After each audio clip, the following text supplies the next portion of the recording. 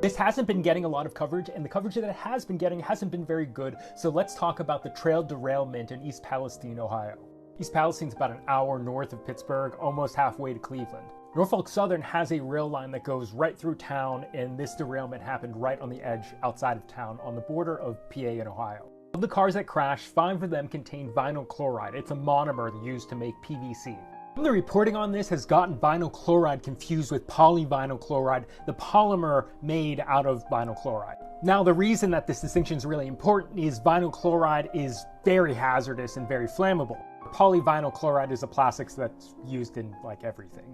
The other thing about vinyl chloride is that it boils at 8 degrees Fahrenheit, so it's shipped in its liquid form. Meaning that when these trains crashed and these started leaking, they weren't just leaking liquid, but they were spewing boiling gas.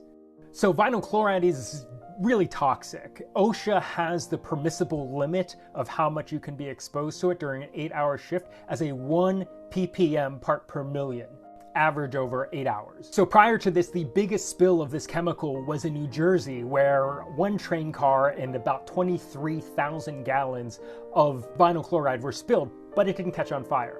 Now, this crash in Ohio has 5 train cars. These kinds of tanker cars can carry between 25 and 33,000 gallons. Let's call it 250 to 250,000 pounds of vinyl chloride. That's per train car, 5 train cars. There's maybe 1 million pounds of this toxic chemical spilling into the ground and also boiling off into the air. But then it caught on fire. I think this is where the reporting is really bad because no one is mentioning what the byproduct of vinyl chloride burning is.